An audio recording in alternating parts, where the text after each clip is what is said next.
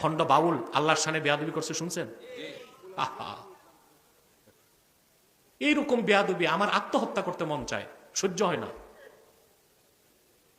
কিছু করতে পারি না, এই ব্যথায় আত্মহত্যা করতে মন চায়। যদি আমার আত্মহত্যা জায়েজ হলে আমি আত্মহত্যা করতাম, কিন্তু আল্লাহ তার রাসূলের শানে বেয়াদবির কথাটা শুনতেও বেয়াদবির কোনো কথা আমার বরদাস্ত হয় না। এই ভণ্ড আবুল সরকার বাউল, এই বাউল নামের ফাউল জাহান্নামের কুত্তাটা আমার আল্লাহর শানে যে বেয়াদবি করেছে, আমি তা মুখে উচ্চারণ করার সাহস রাখি না। আপনার তার ফাঁসি চান? আমরা তার ফাঁসি চাই।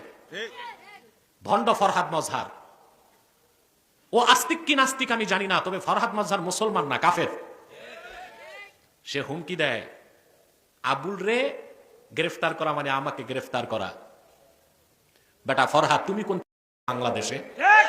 তোমারে গ্রেফতার করলে কে কি করবে বাংলাদেশে? বাড়াবাড়ি ছেড়ে দাও। ভণ্ড বুদ্ধিজীবী ফরহাদ মজহার, তৌহিদি জনতা তোমাকেও রাজপথে পেলে কোদাল দিয়া দাড়িগুলো চাইছা জুতা পেটা করে বাংলাদেশ থেকে বের করে দিবে তোমাকে।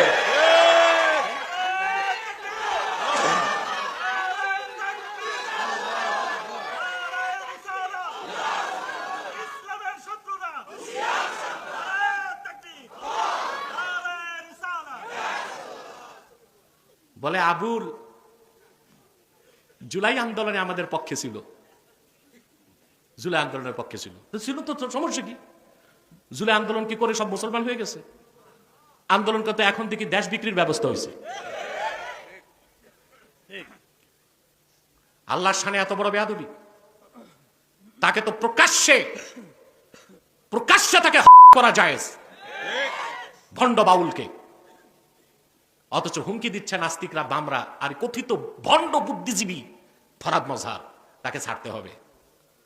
ছাড়া তো যাবেই না, সরকারকে বলছি তাকে গ্রেফতার করেছে, এবার তার সর্বোচ্চ শাস্তি মৃত্যুদণ্ড কার্যকর করতে হবে।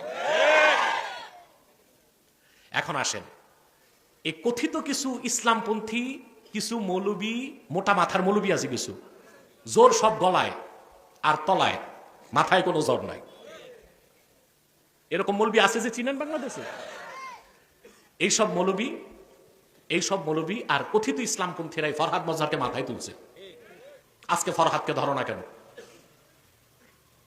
আমরা আমাদের চরিত্রকে ঠিক রেখেছি, আমরা শাহরিয়ার কবিরের মতো নাস্তিক কাফেরকে পরাস্ত করেছি, ভারতের দালাল হিসেবে তাকে বয়কট করতে বলেছি, জাতি তা শুনেছে। কিন্তু তোমরা ফরহাদের বিরুদ্ধে কথা বলো না মৌলবীরা, কেন জানি ফরহাদ হচ্ছে আমেরিকার সিআইএ এজেন্ট। তোমরা তো তোমাদের আব্বাকে খেপাইবা না জানি, তা ক্ষমতায় যাবা কেমন? এই দুই চারটা মৌলবীর দুশ্চরিত্র, ক্ষমতার লিপসা, পয়সার লিপসাই এই দেশে ইসলামী আন্দোলনকে সফল হইতে দেয় না। সম্মানিত সুধী, বুদ্ধিজীবী, ভালো ইমানদার বুদ্ধিজীবীকে আমরা পৃষ্ঠপোষকতা করি, ঠিক না? ইসলামের শত্রু যারা, তাদেরকে আমরা ঘৃণা করি। বলে আবুল তো জুলাই আন্দোলনের পক্ষে ছিল, তো কি হয়েছে? জুলাই আন্দোলনের পরে যদি বাংলাদেশে ইসলামের স্বার্থ অক্ষুণ্ণ না থাকে, মুসলমানের অনুভূতিতে আঘাত আসে, এই বিপ্লবকে মানি না, আরেকটা বিপ্লব হবে প্রয়োজনে বাংলাদেশ ইসলামের পক্ষে। কথাগুলো সহ্য হয় নাই, বলে ফেলেছি, এবং বলেছি যা সজ্ঞানে দায়িত্ব নিয়ে বলেছি। এতে আমার জেল ফাঁস যা হয় হোক, আমার কোনো আপত্তি নাই।